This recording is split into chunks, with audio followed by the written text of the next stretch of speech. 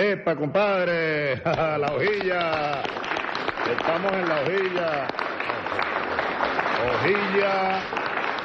Hojilla, ¿cómo es que dice la propaganda aquella, Nicolás? Hojilla raspapalante, que duran hasta que aguante. Mario, ¿qué tal? ¿Cómo está la hojilla hoy, chicos? Anoche te estábamos viendo, Fidel no se pierde la hojilla. Rumbo al socialismo, con Chávez, todos somos sus hijos e hijas. El pueblo es el hijo de Chávez. Presidente, mensaje para la hojilla, para la continuidad de... La hojilla. Bueno, la hojilla es el programa más visto de la televisión venezolana, sin lugar a dudas. No lo digo yo, lo dicen los números. El programa con más credibilidad que hay. Y Mario Silva es un gladiador, amado por el comandante Chávez. Mario Silva, amado por Chávez, valiente, gladiador, inteligente gladiador, él y todo su equipo. Así que honor a Mario Silva y a su programa La Hojilla, que en vida del comandante Chávez en este planeta, digamos, en vida terrenal, bueno, lo defendió con todo, pues, con todo, con los codos, con las uñas, con la verdad, con todo, siempre lo defendió. Gracias, Mario Silva, gracias, hermano. Gracias, mi amor. Prepárense.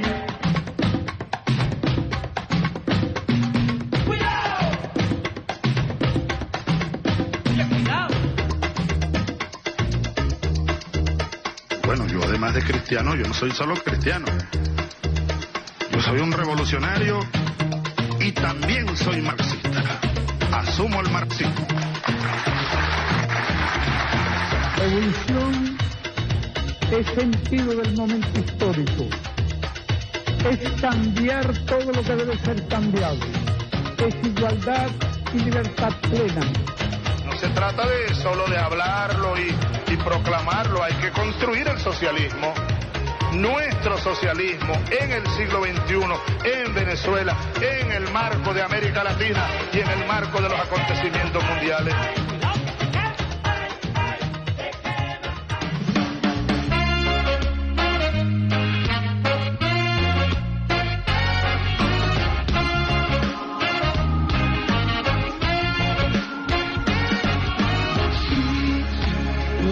Ayudar al mundo, cambiar la historia en un segundo, si ayuda se hará crecer. Sí, eres un líder de la vida, cambiar el mundo es alegría, y está de moda ser el bien. Yo no soy Dios para decirte qué hacer, yo lo que sé es que juntos vamos a vencer. Vamos a salvar el mundo. Vive tu vida, dale alegría. Escucha bien lo que te estoy diciendo. No más barreras, a sentimiento. Chávez, corazón del pueblo. Vive tu vida, dale alegría. No pongas celos, grita al mundo entero. Si viviremos y venceremos. Buenas noches, bienvenido a La Hojilla. Bien, hoy estuvo el presidente Nicolás Maduro desde el cuartel de la montaña. Ahí conmemoró a la masacre, o sea, lo de la masacre de Cantaura. Estoy tratando de entrar. La meta aumenta en la conformación de los CLAP, evaluarán vialidad para integrar tarjeta de abastecimiento soberano en la distribución de los CLAP. Y hay una conmemoración, hizo referencia a la masacre de Cantaura. La revolución bolivariana es la joya de la corona del imperialismo norteamericano. Hay algo que en una cadena que hizo ayer el presidente Nicolás Maduro, habló sobre el tema de Colombia. El tema de Colombia nos ocupa ahora mismo con un comentario que haremos, ¿no? Pero primero quiero pasar qué fue lo que dijo el presidente Nicolás Maduro con relación al resultado del plebiscito en Colombia. Luego voy a hacer unos comentarios. ¿Lo tenemos a tiro? Sí, rueda. El día de ayer, nuestra hermana Colombia se desarrolló un plebiscito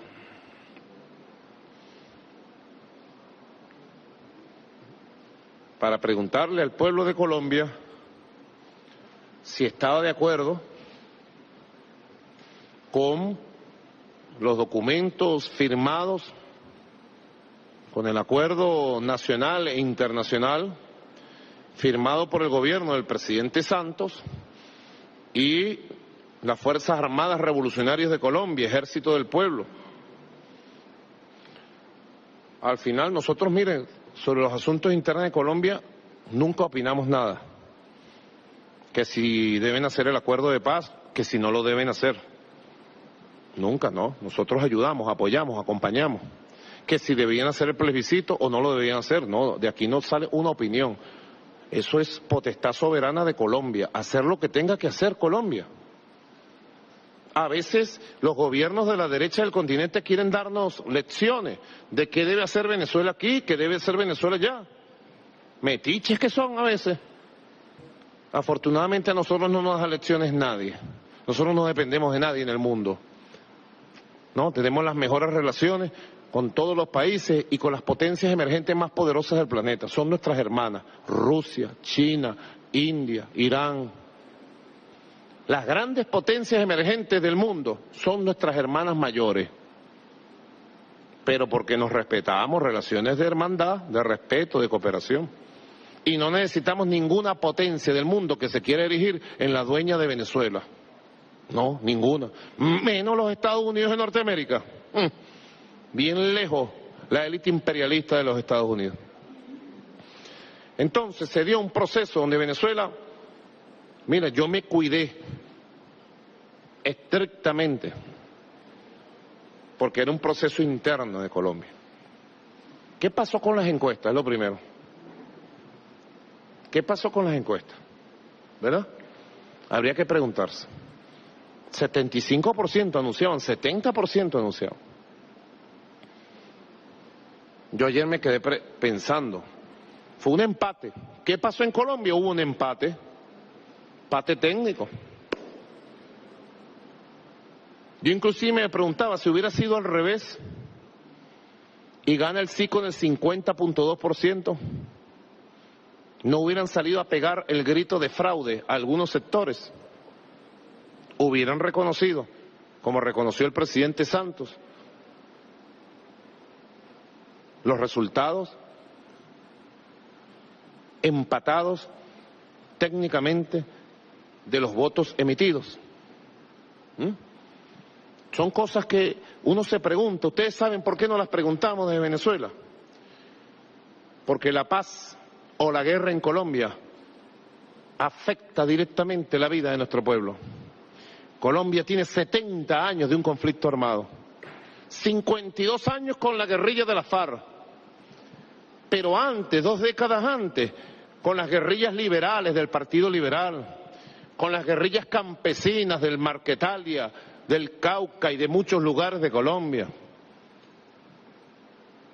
Y toda la guerra en Colombia ha implicado en Venezuela más de 5 millones de compatriotas colombianos que viven aquí, y muchos, casi todos, se vinieron huyendo de la violencia, del horror de la guerra, de la miseria, de la pobreza generada por la guerra.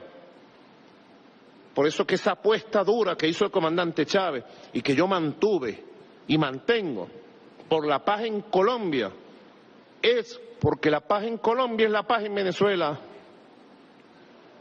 Y no puedo entender, aquí no podemos entender que haya quienes quieran más guerra en Colombia. No la podemos entender, de verdad. Ustedes quieren ver los titulares de la derecha venezolana. Toda la MUT y toda la derecha venezolana hizo campaña por la guerra. No hizo campaña por el no. Legítimo, es un asunto de los colombianos.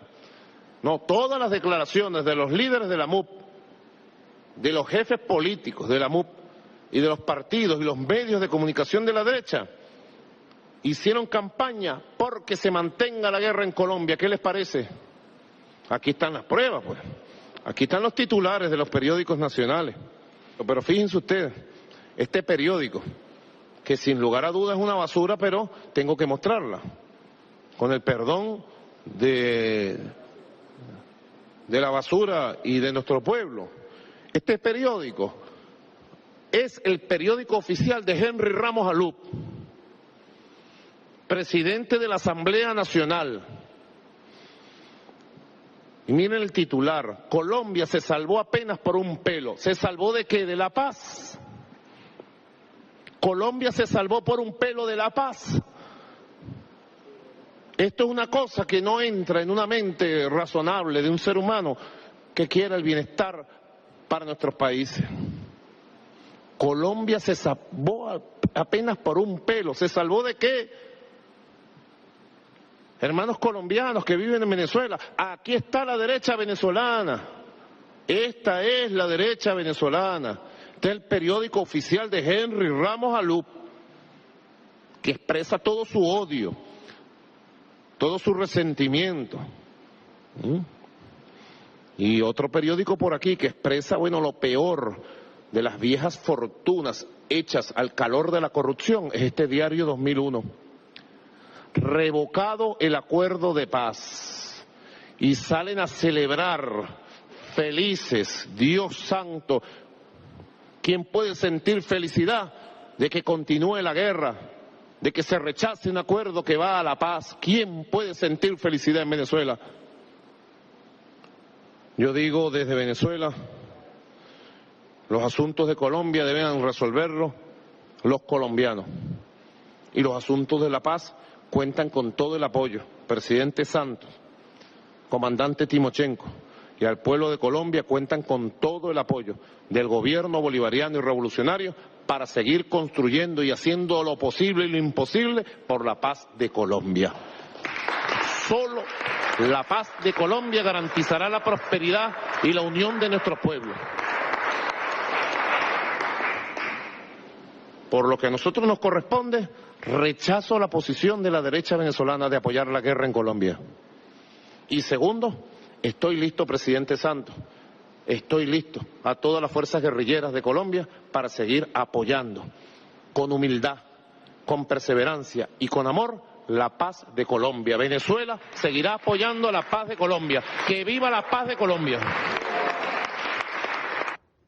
Fíjense, ¿por qué les puse esa partecita del presidente Nicolás Maduro? CNN. Quiero que vean esto. Hace un esfuerzo tremendo,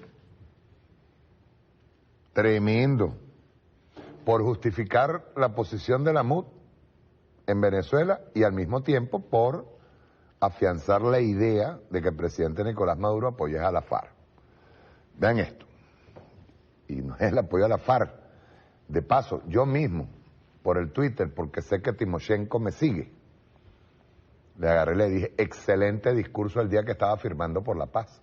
Y Timochenko me respondió, por MD directo, muchas gracias, camarada. Listo. Porque uno no, incluso nosotros dijimos en ese momento en que se firmó en La Habana, perdón, se firmó en Cartagena de Colombia, se firmó el acuerdo de paz al que se le impuso por la oligarquía colombiana, escúchese bien, el plebiscito, ¿verdad? Pero bueno, ahí había un acuerdo y hay unas cosas que voy a decir yo con toda responsabilidad que no el presidente como presidente de todos los venezolanos no la dice. Y sin embargo, vean ustedes que el presidente ahí habla de qué, habla de abogar por la paz y rechazar la posición de la derecha venezolana. Porque ¿quién no va a apostar por la paz? ¿Quién no va a apostar por la paz? Es cierto lo que dice el presidente, la paz o la guerra en Colombia nos afecta a nosotros directamente. Aquí tenemos 5 millones de colombianos, la mayoría de ellos, esto no es mentira, desplazados por la guerra. No solamente desplazados por la guerra, y esto hay que decirlo con toda responsabilidad, repito, desplazados por el paramilitarismo de uno de los principales adversarios de la paz en Colombia, que es Uribe. Muchos de ellos desplazados por el paramilitarismo y el narcotráfico que el señor Álvaro Uribe Vélez ha utilizado en contra de Venezuela. Pero vean esto, CNN, paz en Colombia. Opiniones encontradas en Venezuela por resultado del plebiscito en Colombia. cuando ustedes empiezan a leer, dice, como en Colombia, en Venezuela también hubo polarización por el resultado del plebiscito para refrendar los acuerdos de La Habana entre el gobierno y la FARC. Tras conocerse los resultados de la consulta popular en Colombia del 2 de octubre, desde el presidente Nicolás Maduro hasta parlamentarios venezolanos oficialistas y de oposición y medios de comunicación dieron sus opiniones sobre el proceso en el vecino país. Este lunes, Maduro rechazó los resultados del plebiscito y le dijo al presidente Juan Manuel Santos que seguirá apoyando la paz. Es que él no rechazó los resultados son... Es precisamente cuando él dice que él no interviene sobre los asuntos internos de Colombia. Él sigue apoyando por la firma de la paz y por la paz en Colombia. No es que rechaza el plebiscito. El plebiscito se hizo. Pero ya aquí CNN le mete que rechaza el resultado. No. Rechaza la posición guerrerista de nuestra oposición venezolana en esos resultados. La posición de apoyar la guerra. Dice, los asuntos de la paz cuentan con todo el apoyo, presidente Santos, comandante Timochenko y el pueblo de Colombia cuentan con todo el apoyo del gobierno bolivariano y revolucionario para seguir construyendo y haciendo lo posible e imposible por la paz de Colombia. Solo la paz de Colombia garantizará la prosperidad y la unión de nuestro pueblo, dijo Maduro. Y es mentira. ¿O ustedes creen que bajo un ambiente de guerra que nos ocasiona desplazados, ocasiona a una gran parte de la población colombiana desplazándose hacia Venezuela, no es un problema? Dice, por su parte, la Mesa de Unidad Nacional, MUD, felicitó a Colombia este lunes por haber acudido a las urnas para consultar el proceso de paz entre el gobierno y la FARC. Además, rechazó que en el debate colombiano se usara la expresión venezolanización de Colombia como sinónimo de lo peor que le podría pasar a ese país. Vean ustedes, primero es mentira que la Mesa de Unidad Nacional haya felicitado a Colombia por asistir a las urnas. No. Aquí tienen Omar González. Y vean ustedes que van a utilizar una palabrita que ya estaba previamente utilizada por todos ellos. Omar González, victoria del no en Colombia es una derrota política del castrocomunismo. Viene por aquí Chuo Torrealba, que es el vocero oficial, porque el jefe de la MUD es el señor Ramos Ayub, pero es el vocero oficial de la MUD. Y dice, resultados en Colombia y Brasil muestran que el castrochavismo está de salida en América Latina. Aquí hay felicitación por algo.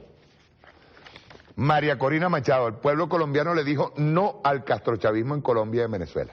Y hace una carta extensiva y todo esto. La pregunta que uno se hace rápidamente.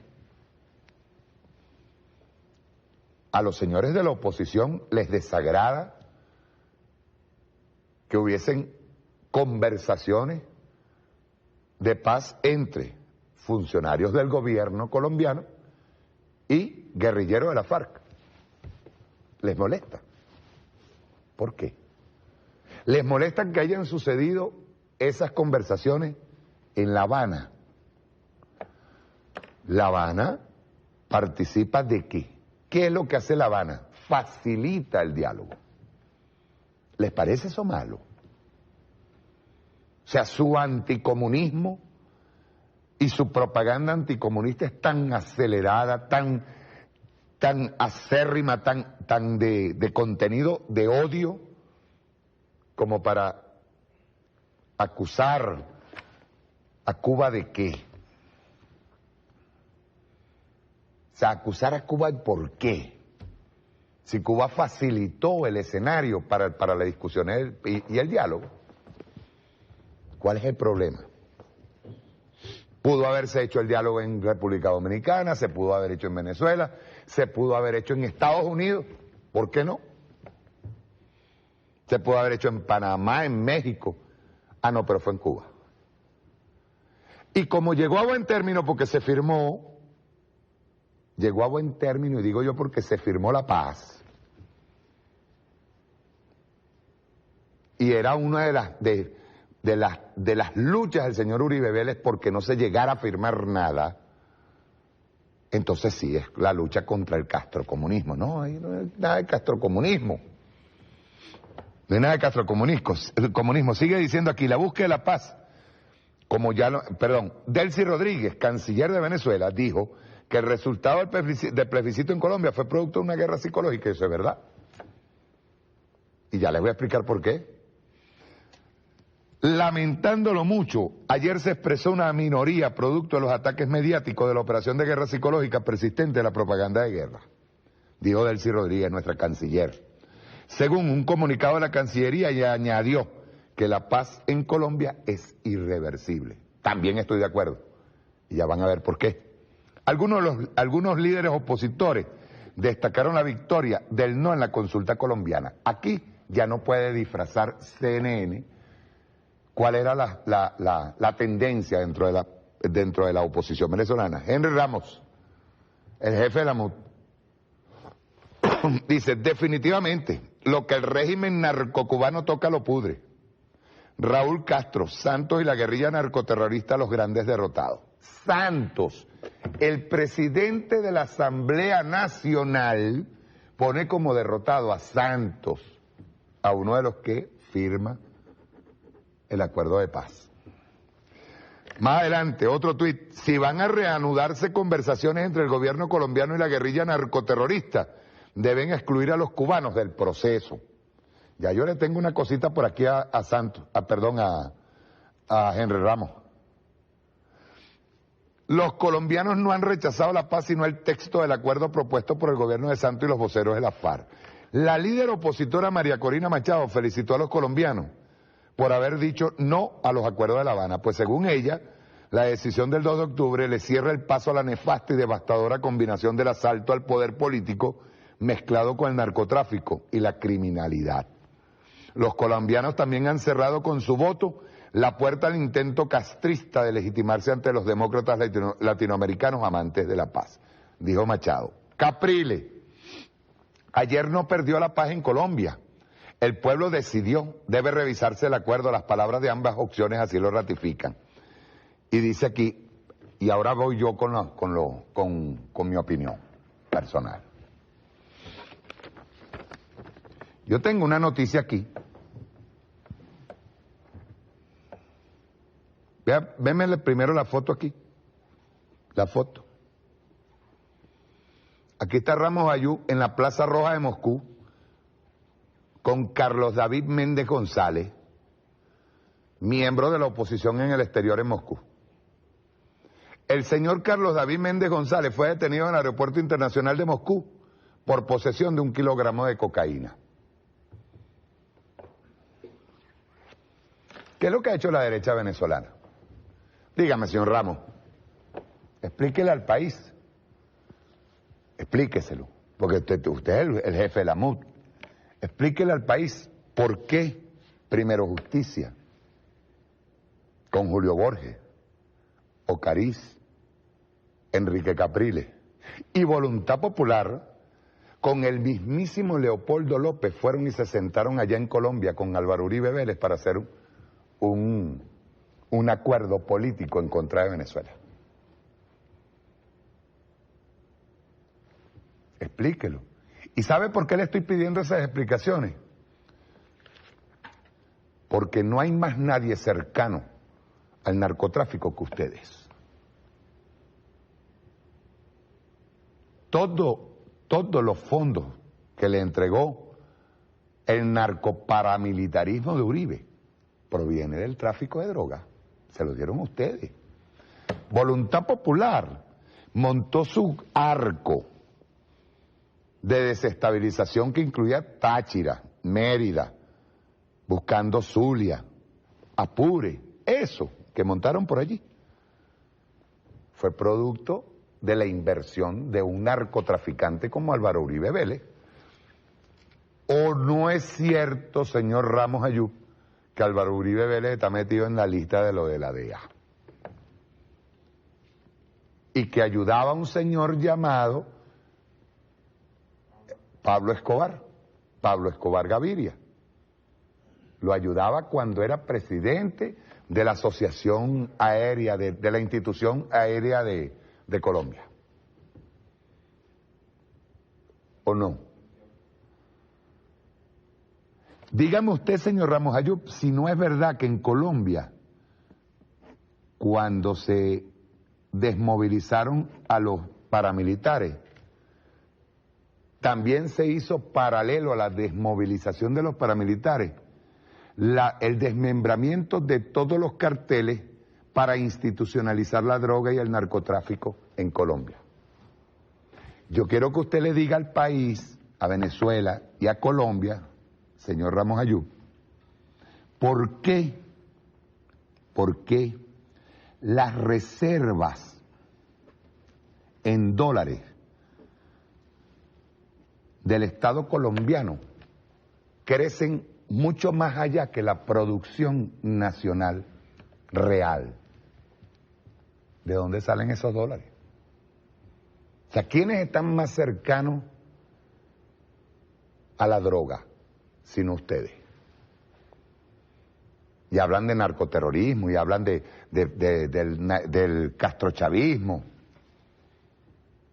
Por otro lado, yo quiero recordarles algo, señores de la oposición, porque ustedes salieron histéricos gritándole y no es nada, convirtiendo la victoria de la guerra en Colombia como una victoria en contra del presidente Nicolás Maduro. Y resulta que no es en contra del presidente Nicolás Maduro, es en contra de los pueblos de Latinoamérica, es en contra del pueblo venezolano, y ustedes apoyan la guerra. Ahora, saquemos cuenta, Ramos, porque hay un artículo que incluso lo hizo Francisco Arias Cárdenas, que dice cuando gana el miedo. Hizo un muy buen artículo Francisco Arias Cárdenas.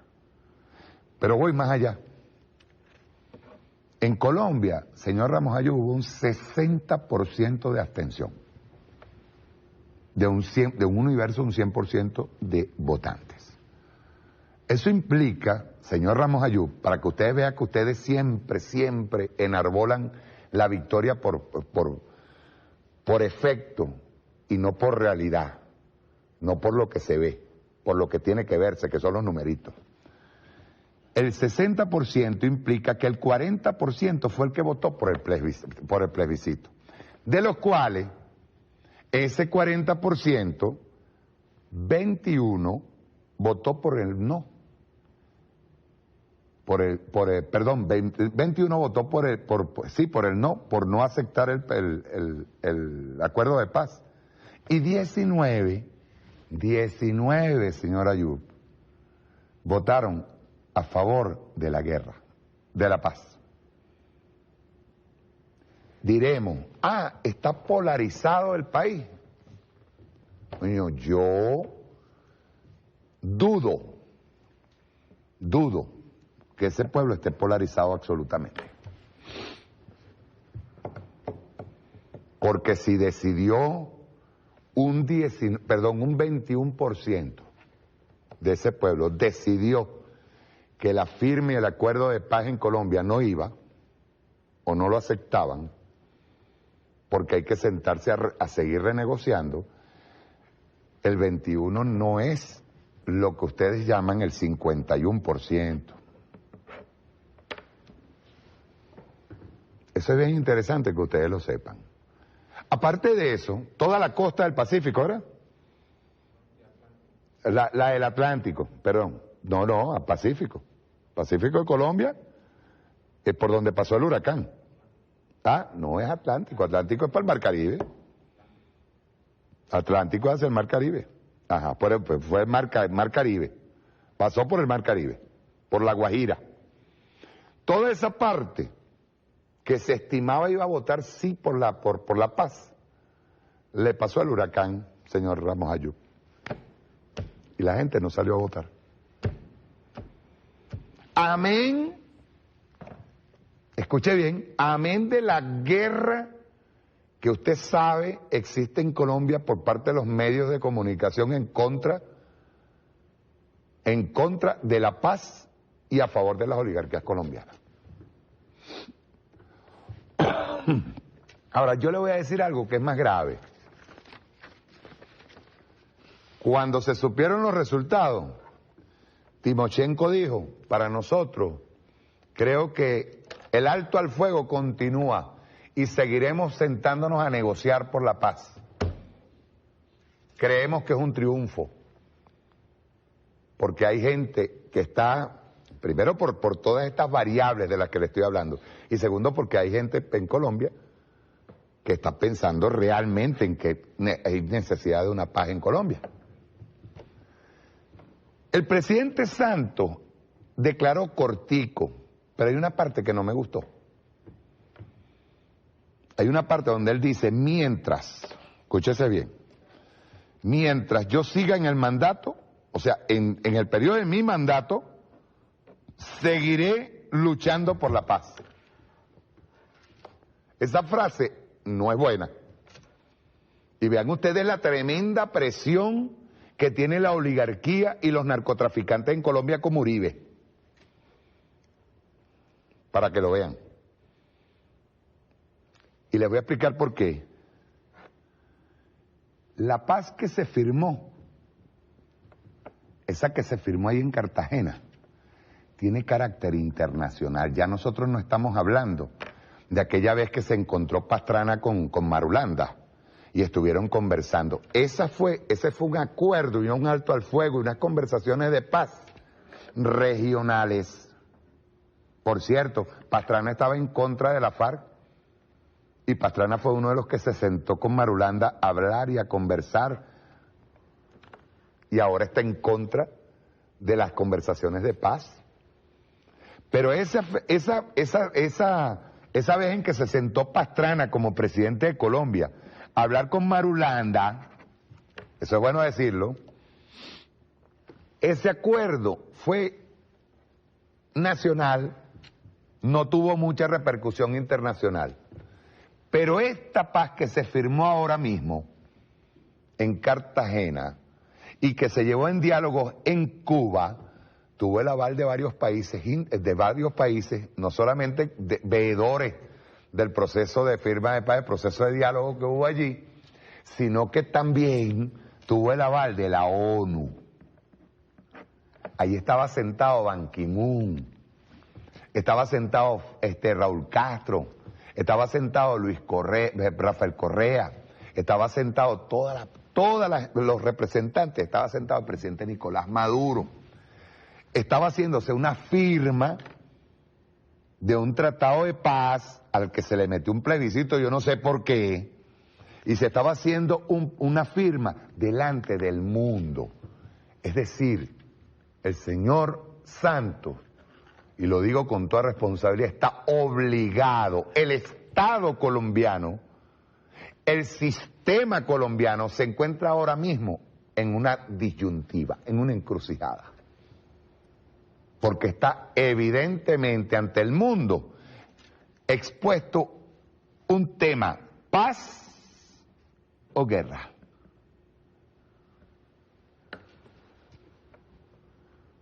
Y resulta que la paz, a vista de todo el mundo, la paz es la primordial. Aquí no vale el histerismo de Henry Ramos Ayub, aquí no vale el histerismo de María Corina Machado, aquí no vale el histerismo de la oposición venezolana, no vale el histerismo de los mayameros, no vale el histerismo de Uribe, porque lo primordial en una firma internacional es la paz. Por eso cuando el presidente Santos dice, mientras esté yo mandando, o sea, en el periodo de mi mandato, yo lucharé por la paz, eso es terrible. Y le voy a explicar por qué. Eso tiene una explicación lógica. Porque para bien o para mal, cuando un presidente firma un acuerdo del tamaño del que firmó Santos con Timochenko en Cartagena, está comprometido, no solamente Santos, está comprometido el Estado colombiano. Para bien o para mal. ¿Y por qué digo para bien o para mal? Porque aquí vino Lucinchi y nos firmó la deuda, el refinanciamiento de la deuda, y después dijo, ay, me engañaron, pero nosotros los bolivarianos seguimos pagando esa deuda. Porque el acuerdo que firma un presidente lo firma es en ese momento como representante del Estado. Así que no se alegren mucho, histéricos, de la oposición. El proceso de paz en Colombia se tiene que dar. Ahora, y es una opinión personal mía, Colombia está entrando, o la oligarquía colombiana y los medios colombianos están entrando en una etapa donde simple y llanamente, compadre, usted no puede seguir engañando a la gente. Los tiempos avanzan. Ya no es posible, so pena de quedar como genocida, hacer lo que se hizo con la Unión Patriótica. Ya eso no es posible. La oligarquía colombiana tiene que pensarlo 2 veces. La oligarquía colombiana tiene que pensar 2 veces ahorita, si es que decide no solamente pasar, porque ya la idea es no convencer a la mitad del país, no.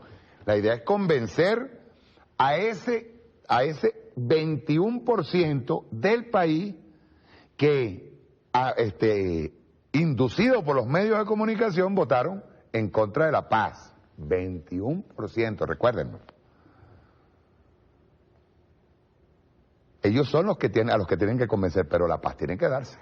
Y los tiempos siguen avanzando.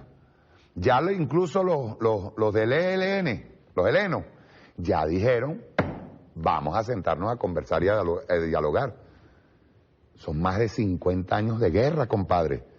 Guerra en donde los sectores que llegaron a pacificarse de izquierda fueron exterminados. Ya esos tiempos no pueden regresar. Eso es igual que nos digan aquí ahora mismo que las masacres de Cantaura se van a repetir de nuevo cuando la oposición, que dicho sea de paso, ellos lo tienen pensado, lo tienen metido en la cabeza, que una masacre de Cantaura se pueda repetir, o una masacre de Yumare, o los 4.000 desaparecidos que tenemos nosotros. Y dicho sea de paso, yo lo dije en el programa pasado, estos señores con las aprobaciones de las leyes en la Asamblea Nacional prácticamente están implementando desde la Asamblea o tratando de implementar lo que fue el programa de gobierno de Enrique Capriles, el programa que enseñó Migus. Y nosotros pronto lo vamos a demostrar. Vean ustedes lo que pasó con la reforma a la ley de telecomunicaciones. Hoy yo estuve en la rueda de prensa, estaba Tania Díaz, estaba Earle Herrera y estaba William Castillo. La exposición de William Castillo es magistral, sin desmeritar para nada la exposición de Tania Díaz y la exposición que dio Earle Herrera, que es un experto en comunicaciones. Pero la exposición dada por William Castillo, presidente de Conatel, fue extraordinaria. La tenemos allí, ¿verdad? Rueda. Venezuela tuvo una ley de telecomunicaciones en 1940. Apenas acaba de morir Gómez, todavía no se había ni enfriado el cuerpo. Y se hizo una ley. Y esa ley ordenó crear un régimen de concesiones para el espectro radioeléctrico. Recuerden que estaba creciendo, el Estado venezolano estaba en boga los derechos de la salud, la educación, etc. Había un despertar de las necesidades de crear derechos. Y el Estado comprendió que era necesario regular, y por eso López Contreras dicta esta ley. Bueno, esta ley no se reglamentó nunca, pasaron 60 años, y lo que se pretendía hacer, que era crear un régimen de concesiones para ordenar el uso, partiendo de la idea de que el espectro radioeléctrico es un bien propiedad de todos y cada uno de los venezolanos y venezolanas. Y por lo tanto debe ser el Estado quien administre su uso, quien regule su uso, precisamente para evitar que eso sea conculcado por grupos de intereses económicos o grupos de intereses especiales. Bueno, pasaron 60 años y la llamada Cuarta República nunca reglamentó esa ley. Lo que hizo fue crear un sistema profundamente burocrático y discrecional de permisologías. Crearon como 7 permisos distintos. Ustedes recuerdan que uno de ellos era el permiso ¿cómo que dice? Periodo de prueba. O sea, periodo de prueba significa que tú montabas una radio e ibas a pagarle algo a la casa de ADEO, a Decopey, y entonces te daban un permiso y decía, usted está en periodo de prueba, algún día le daremos el título. Y ese vacío jurídico, esa anomia jurídica, administraba el espectro por las administraciones políticas de Decopey, que cada 5 años se peleaban a quién le entregaban una concesión o que no le daban, o a quién le daban un permiso, o le quitaban un permiso. Fue durante 6 décadas la norma en Venezuela. de tal manera que se fue creando y construyendo un latifundio mediático, es decir, el control del espectro por parte de unos grupos muy pequeños. 2 familias venezolanas, o de origen venezolano, una por lo menos, la otra no se sabe muy bien, pero se repartieron el espectro durante 60 años, el espectro de la televisión me refiero, y no más de 10 o 12 grupos económicos y políticos asociados a los poderes económicos y políticos de la época se repartieron el espectro en el sector radial. De tal manera que las telecomunicaciones y la radiodifusión se desarrolló en Venezuela bajo el control minoritario de oligopolios y monopolios o duopolios que hacían con el espectro lo que le da la gana porque controlaban al poder político, y esa era la verdad. Además existía una plena discrecionalidad, aquí se cerraban los medios con una orden del presidente de la República, es decir, apareció un funcionario y cerraba el medio. En el año 2000, cuando el comandante Chávez empieza a gobernar, había un proyecto que fue discutido en el país y había como un consenso de una ley de telecomunicaciones y se consensuó un acuerdo entendiendo que esa ley ordenaba una situación de 60 años y se crea por primera vez el régimen de concesiones y habilitaciones en Venezuela para los medios y se establece la potestad del Estado en línea con lo que acaba de desearle el artículo 156, numeral 28, que dice que el régimen de correo de las telecomunicaciones, así como el régimen de administración del espectro electromagnético, es potestad exclusiva del Poder Ejecutivo, es el del Poder Público Nacional a través del órgano ejecutivo, es decir, del presidente de la República. ¿Y por qué era eso? Porque si no, se buscaba evitar que sucediera lo que había venido sucediendo, que unos pocos decidieran quiénes emitían en radio y quiénes emitían en televisión. Y esa ley estableció en su artículo 5, y ahí está la importancia que decía Tania, que se declara como servicio de interés público el establecimiento o explotación de redes de telecomunicaciones y la prestación de servicios de telecomunicaciones. Y no es menor la diferencia entre servicio público e interés general. En un servicio público priva lo público, priva el interés colectivo, priva el interés de la mayoría si hay una confrontación con el interés privado que administra el servicio. En un régimen de interés general, que es la boga, que es lo que está en boga, perdón, en el mundo, es la moda, y destruyendo el Estado y deconstruyendo el Estado, en un régimen de interés general son los tribunales los que deciden. Es decir, si un grupo de usuarios tiene un conflicto con un dueño de una emisora, es un tribunal el que decide. Es decir, se igualan los derechos. En un servicio público, es el público, los usuarios y usuarias los que están por encima, porque es interés de la nación, porque es un patrimonio y un servicio público. Entonces este cambio, que aparentemente es cosmético, introduce y oculta una línea que además luego está expresada de manera muy burda y desde el punto de vista jurídico muy pirata en ese proyecto de ley, que es desmontar precisamente la regulación del Estado. Por esa vía es que se establece la renovación automática, un absurdo que no está en ninguna ley del mundo. No existe ninguna ley de telecomunicación del mundo donde exista un régimen de renovación y de autorrenovación automática de las concesiones. Es un ridículo jurídico, es un absurdo jurídico, pero tiene el tramojo, como dice por ahí, tiene la trampa de que queda escrito, para que en cualquier momento o en cualquier situación de esa sobrevenida, ellos puedan decir que esa ley está vigente y la puedan aplicar. Además, la ley hace una cosa que es impresionante desde el punto de vista del derecho administrativo. La Comisión Nacional de Telecomunicaciones es un ente que es parte del Ejecutivo y tiene por ley el mandato de administrar el espectro radioeléctrico, fiscalizarlo y regularlo. Bueno, ellos por vía de esta ley le otorgan ese poder a la Asamblea Nacional. Es decir, hacen una reforma donde los miembros del Consejo Directivo de Conatel, aunque nombrados por el presidente, deben ser ratificados por la Asamblea Nacional.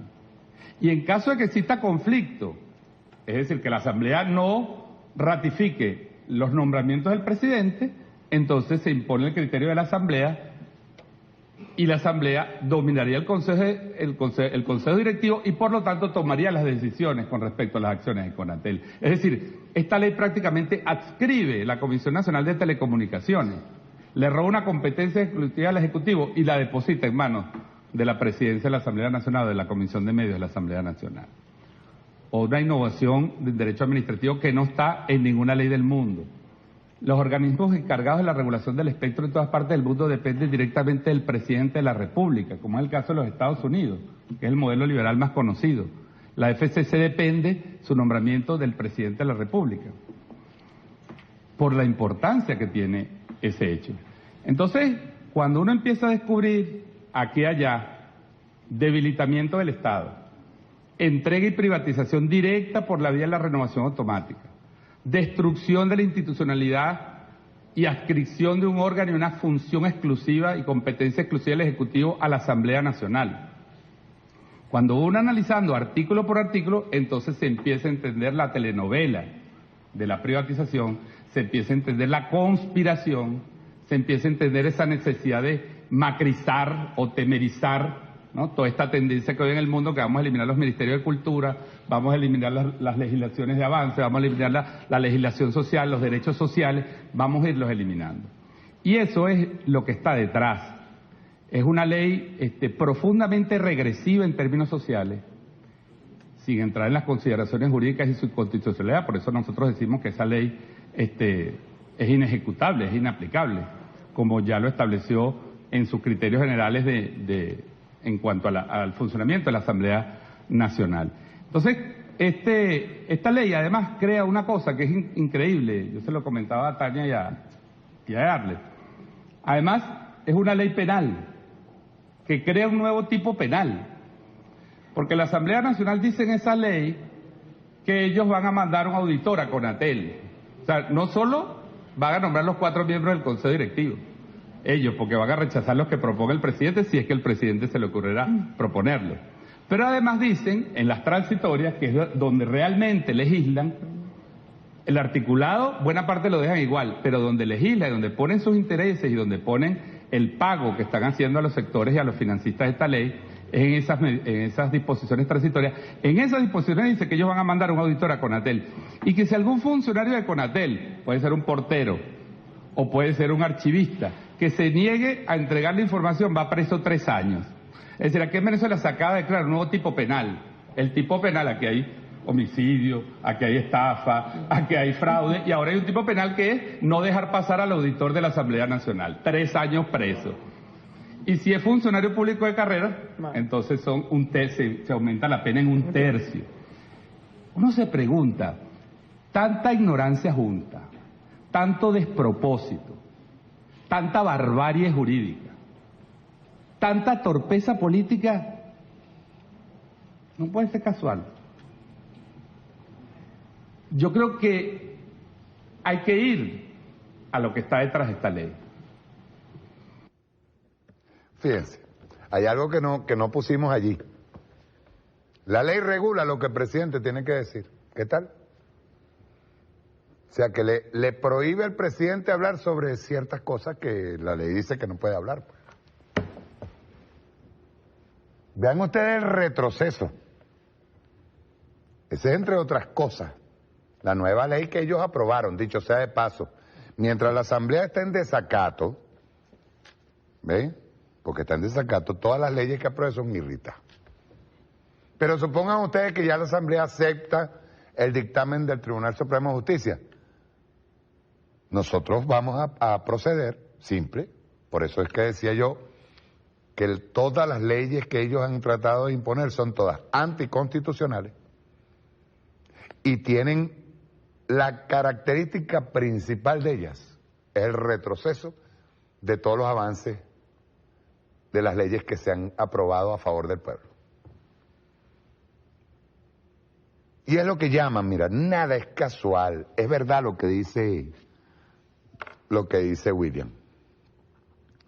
Yo a eso le llamo la guerra repetida.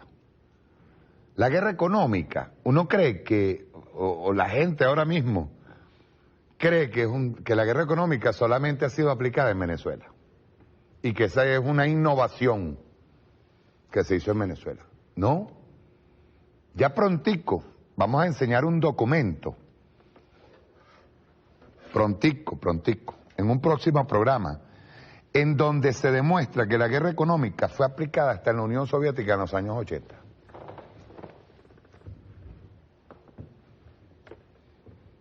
Guerra económica, las colas. Pero no solamente eso. Mira, yo tengo por acá, para que ustedes vean lo de la guerra económica. Vamos a ver si logro, si lo tengo aquí, acá mismo. Hay un trabajo que hace un camarada de Rusia, un camarada ruso, se llama Sergei Karamurza. ¿Qué le ocurrió a la Unión Soviética? Y él, una de las cosas que dice, que son digamos, las más importantes, es que cuando empiezan, en plena época del Glasnost, por parte de Mikhail Gorbachev, dice que todas las estadísticas en cuanto a producción de alimentos, a producción de maquinaria, incluso tractores, iban a la par con la misma producción que tenía Estados Unidos. Pero, dice, que hubo complicidad interna incluso de un grupo de lo que eran los que iban contra el burocratismo, excomunistas comprados para descalificar el sistema soviético, ya de por sí burocratizado, eso es verdad, pero que participaron de lo que llamaron un cambio radical dentro de la Unión Soviética y no de un cambio que agilizara la estructura de industrialización, de producción de alimentos y todo. En este trabajo, aparte de un artículo, que estoy tratando de conseguirlo, de un artículo traducido del ruso, en donde te habla de cómo se aplicó el mismo mecanismo de colas, escasez de alimentos, para provocar la caída de la Unión Soviética. Pagado por la CIA. En el caso de Gordo fue Rumanía, con Ceausescu, se aplicó algo similar, y me disculpan la comparación que voy a hacer, con grupos radicales de ultraizquierda, que son los que tumban a Ceausescu. Son los que lo tumban. Algo así parecido a Marea Socialista, lo tengo que decir. Son los que tumban a Ceausescu. Y al final, quienes toman el poder real son los capitalistas, que fueron los que provocaron, en vista de, sobre todo por las debilidades, lo decía Fidel en una oportunidad, antes de caer la Unión Soviética, lo decían, hay mucha gente que llegó a renegar de que era comunista. Se aplicaron los mismos mecanismos en aquello que llamaron las revoluciones de colores, después de la caída de la Unión Soviética. Y a excepción de Cuba y algún que otro país, son los que quedaron dignos, manteniendo al sistema socialista y hablándote de comunismo. Esa fue la época de los 80, fue la época de la Revolución de Colores, en donde se utilizó, se penetró a los partidos comunistas, se penetró a la gente de izquierda, que muchos de ellos fue, como en el caso de la Unión Soviética, cómplice.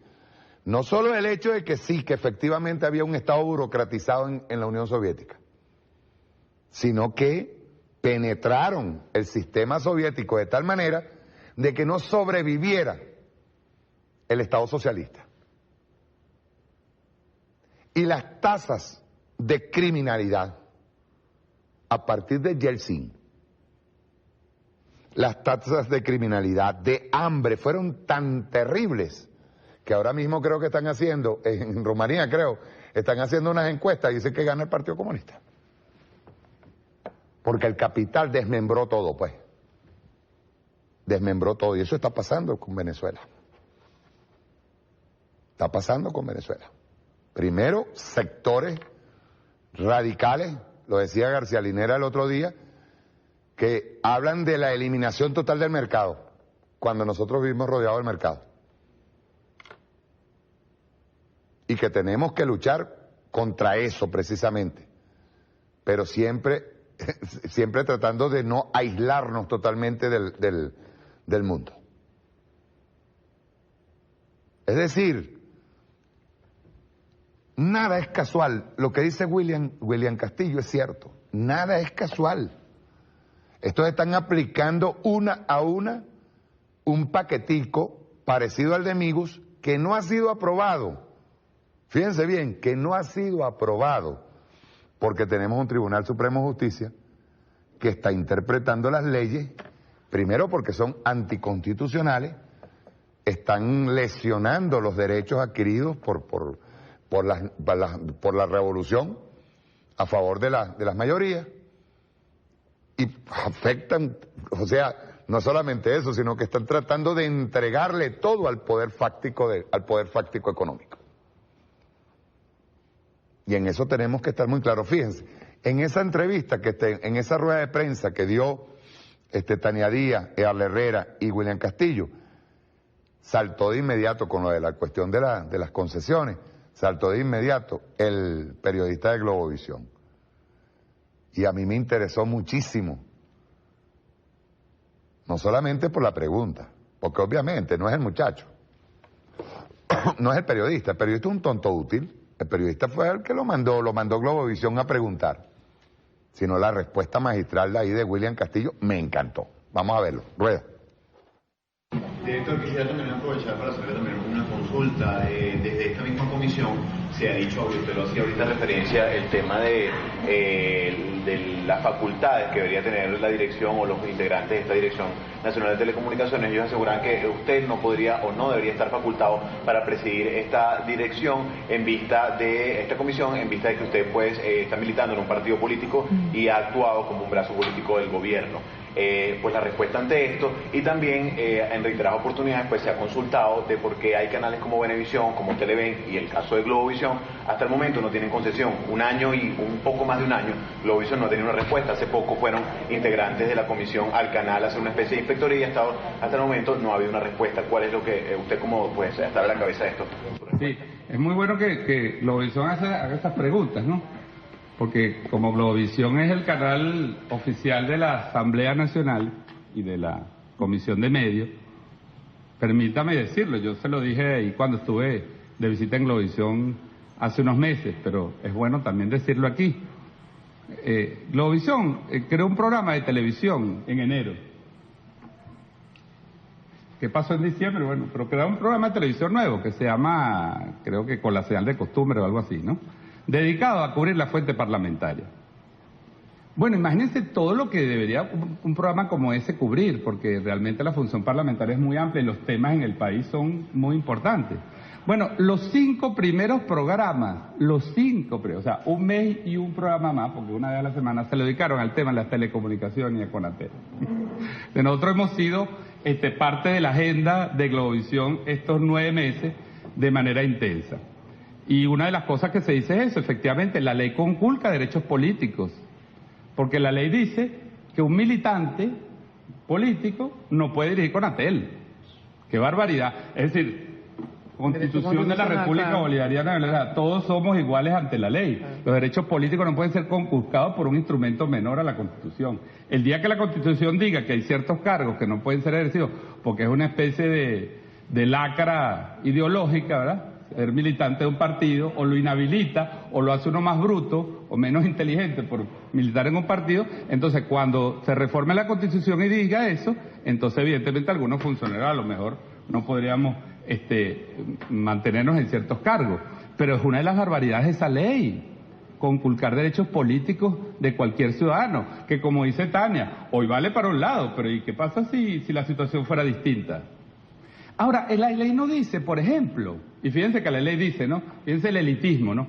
Deberá ser una persona con formación, amplia formación en el campo, entonces tendrá que tener estudios y tal en las telecomunicaciones.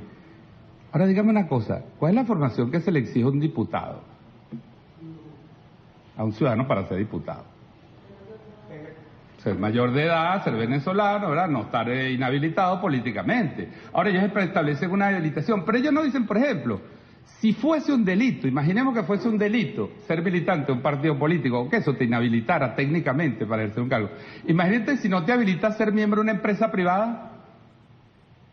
Que cuando tú vienes a la empresa privada, entonces sí estás habilitado técnicamente para gestionar un servicio público. o está habilitado para gestionar un servicio público quien tiene carrera pública, quien tiene carrera en lo público, quien conoce el derecho público. Entonces, esa es la respuesta.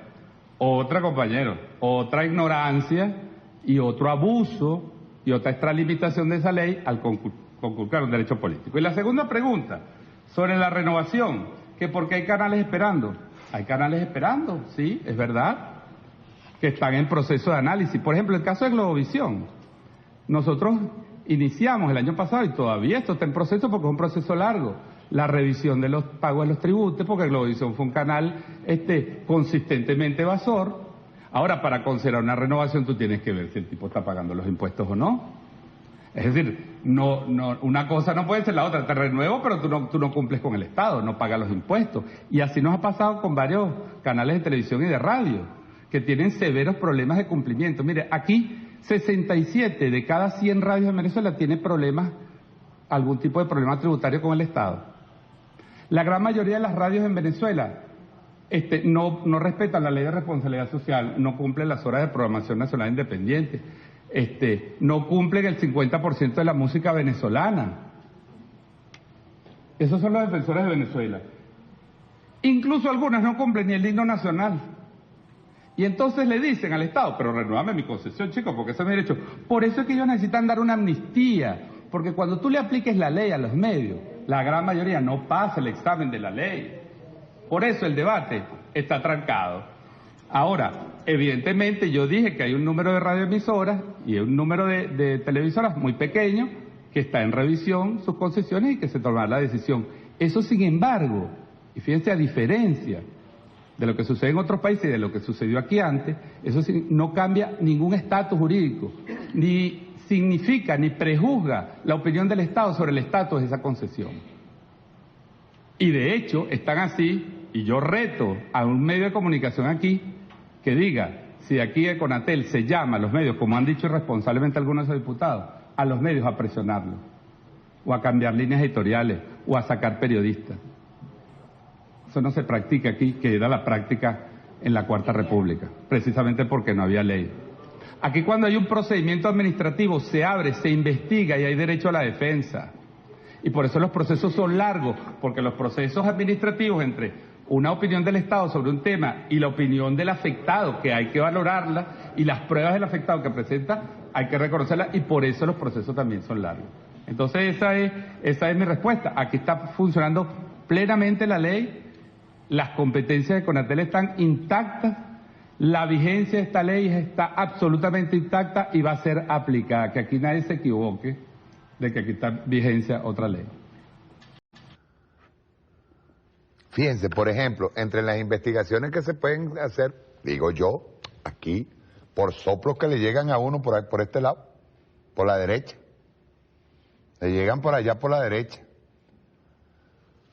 habría que investigar a nombre de quién está la concesión de Globovisión. Sí. Supuestamente, la concesión cuando fue entregada, le fue entregada a un señor llamado Gorrín. ¿Sí o no? Eso fue hace poquito, cuando llegó Zuluaga y le vendió a Gorrín. Un banquero. Pero por ahí se corre la especie de que Gorrín le vendió a Mendoza. Y déjeme decirle, digo yo, si eso es cierto, yo no quiero especular, pero lo que sí es cierto es que la ley dice que la concesión que fue entregada a una persona es intransferible. Habría que averiguar si se hizo una venta de Globovisión con todo y concesión al señor Mendoza. Esa concesión está nula, de toda nulidad. ¿O no? Ahora yo voy con lo otro, que es lo de la militancia política. Y con esto culmino el programa de hoy. Fíjense bien. Yo les decía recientemente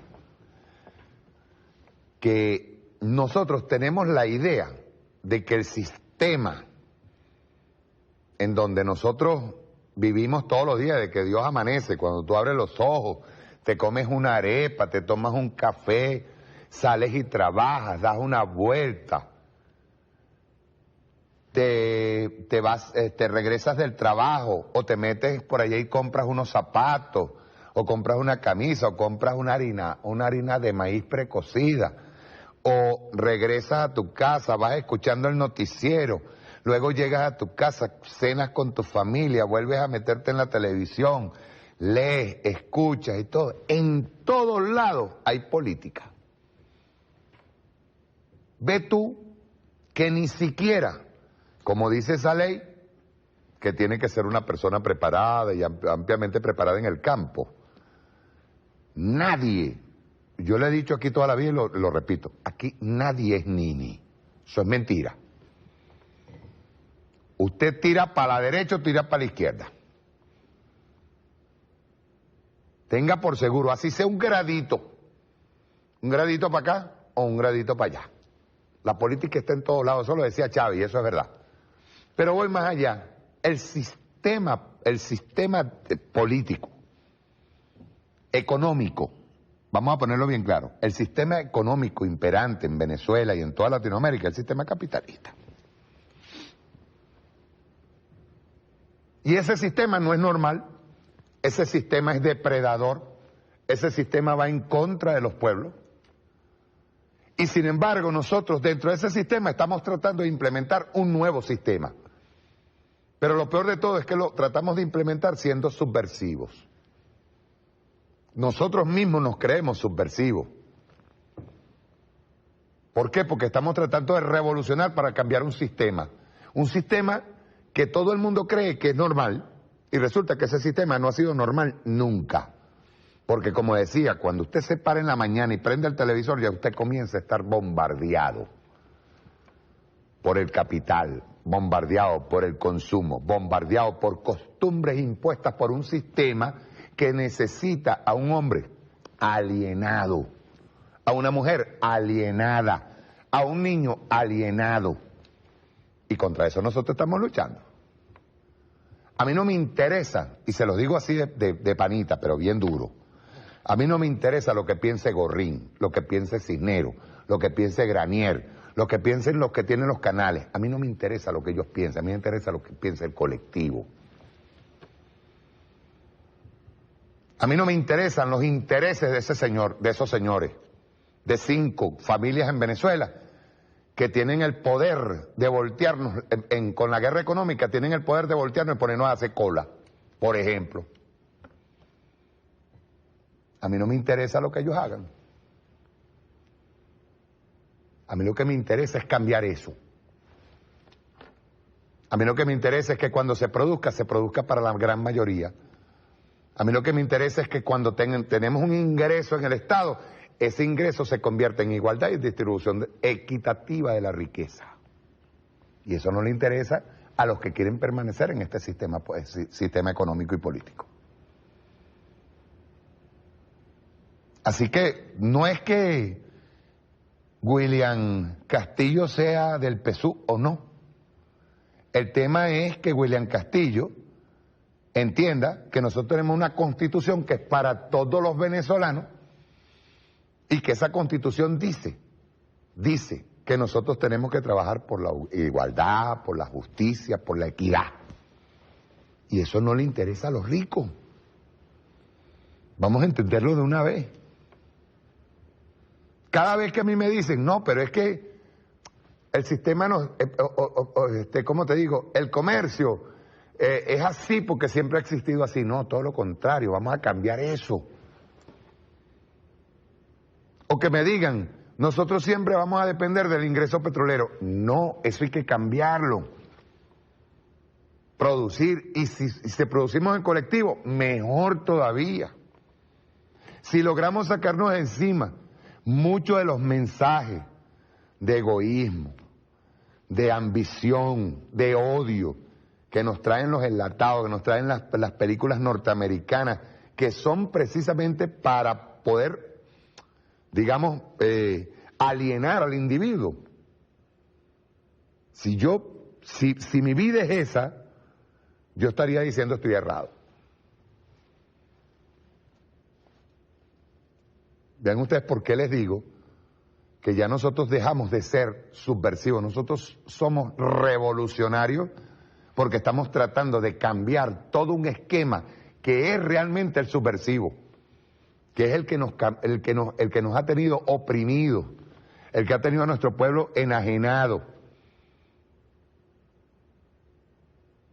A mí no me interesa, repito, lo que diga un dueño de un canal o cómo utilizan. Yo recuerdo muchísimo que una de las palabras preferidas de un Lorenzo Mendoza, digamos ustedes los del diario 2001, los de Armas,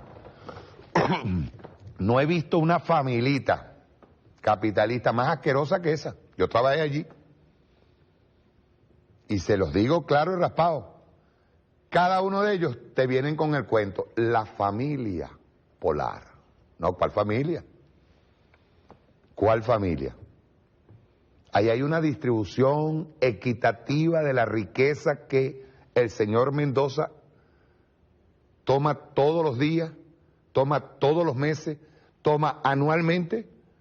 Se agarró y supongan ustedes tiene 20.000 empleados, la Polar se agarró todos los ingresos y se distribuyeron entre 20.000 personas. Después, y ojo, se los voy a poner como los capitalistas, después de haber invertido en maquinaria, después del servicio de mantenimiento, después de la compra de materia prima, después de todo eso, se agarró toda la ganancia completa y se distribuyó en toda la familia Polar. No es verdad.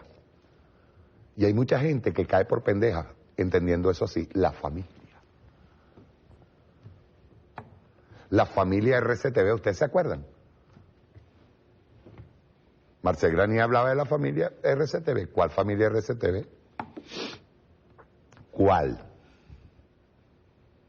Yo recuerdo RCTV antes de ser cerrada, antes de quitársele la concesión a RCTV, debía 2 años, escuchen bien, 2 años de seguro social de sus trabajadores al seguro social. 2 años, pero no solamente del pago obligatorio que tiene que ser la empresa, de la parte que tiene que ser la empresa, no, de lo que le había descontado a sus trabajadores, tampoco lo había pagado el Seguro Social. 2 años. ¿Cuántas veces no evadieron impuestos? Que lo diga el señor Cisneros, que lo diga Camero, que lo diga los que tiraron el golpe de Estado aquí en el año 2002. ¿Cuántas veces no evadieron impuestos? En el caso del 2001, que lo mencionó el presidente Nicolás Maduro, que le diga los herederos del señor Armando de Armas Senior cómo declaraban las revistas pornográficas. Playboy, Penthouse, dígalo. Yo siempre lo he dicho. La declaraban como material educativo, exento de impuestos. ¿O no es verdad, Andrés de Armas? ¿O no es verdad, Martín, Armandito? Lo declaraban como material educativo. Y a precios especulativos, porque se compraba una vaquerita, costaba, para la época costaba 1 centavo de dólar. Y lo vendían 1000 veces su precio aquí. Sistema depredador. Estas son familitas que son terribles y son las que hicieron esta ley, las que hicieron esta reforma de ley. Porque es que la oposición venezolana lo que ha venido demostrando es que no tienen ni siquiera moral, un poquito de moral y ética para representar al pueblo que los eligió, porque hay muchos de los que lo eligieron en este momento están haciendo colas por lo que ellos mismos provocaron, por lo que ellos están representando. Y eso hay que decirlo una y otra vez. ¿Cuántas veces la oposición no vino y te ganó el voto, chico? Tú que votaste por la oposición, te ganó el voto diciendo que las colas se iban a acabar cuando ellos llegaran a la asamblea. ¿Se acabaron las colas? No, lejos de acabarse la cola, comenzaron a aprobar leyes anticonstitucionales para hacer un retroceso a todos los logros sociales que alcanzó la revolución en todos estos años. Igual pasa con la ley de telecomunicaciones. Ah, otra cosa. ¿Saben ustedes? Y esto va con todos los medios comunitarios. ¿Saben lo que aprobó esa ley? ¿Quieren saberlo? Que los medios comunitarios están obligados a hacer periodismo, a hacer información, radio, televisión, solamente en su comunidad. Es decir, los meten en un gueto. Por ejemplo, un TVS Pueblo tiene nada más que informar del índice. Según esa ley, TV Petare solamente tienen que informar de Petare. No se puede meter en política nacional, no puede entrevistar a Ramos Ayub, porque ¿cómo es posible? Un señor que no está graduado, como yo, que soy bachiller marginal, ¿cómo creen ustedes que yo voy a aparecer en televisión hablando de y opinando como un comunicador? ¿Me entienden? Por eso yo digo, nosotros estamos obligados a cambiar el sistema. Porque el sistema es el subversivo, nosotros somos revolucionarios y tenemos que cambiar todo esto. La revolución es cultural, netamente cultural. Y eso hay que entenderlo. Hay que metérselo aquí, no que sea como decía García Linera, un discurso espasmódico. Aquí hay una guerra repetida, un guión repetido. El mismo guión de Chile se aplicó en la Unión Soviética. El mismo guión de la Unión Soviética se aplicó en Rumanía. El mismo guión de Chile, Rumanía, Unión Soviética se está aplicando en Venezuela. Se le aplica a Ecuador, se le aplica a Nicaragua. Se le aplicó a la Nicaragua sandinista, chicos. A la primera, cuando cuando triunfó la revolución sandinista. El mismo guión. En estos tiempos, Chávez nos dio la posibilidad de poder estar sentado, por ejemplo, yo, en este caso, y esto es un privilegio, sentarse aquí a decir la verdad. ¿Sabe lo que es que una ley que acaban de aprobar que le dicen al presidente lo que tiene que decir y lo que no puede decir? ¿Qué es eso? ¿Qué es eso? Y lo está aprobando justamente quienes dicen que no hay libertad de expresión en este país. O sea que yo no puedo decir aquí lo que tengo que decir. La verdad. No puedo hacerlo, porque a ellos no le da la gana. O como dijo William Castillo, utilizó dos palabras: la macrización y la temerización de la política en Latinoamérica. Que es de manera expansiva tomar el poder en un país y retroceder a las cavernas de la época neoliberal, en contra de los pueblos. Caramba, mire, se les va a hacer bien difícil, porque los pueblos en Latinoamérica despertaron. Eso sí se les va a hacer difícil. Bien, nos vamos. Chao, nos vemos el martes. El sábado.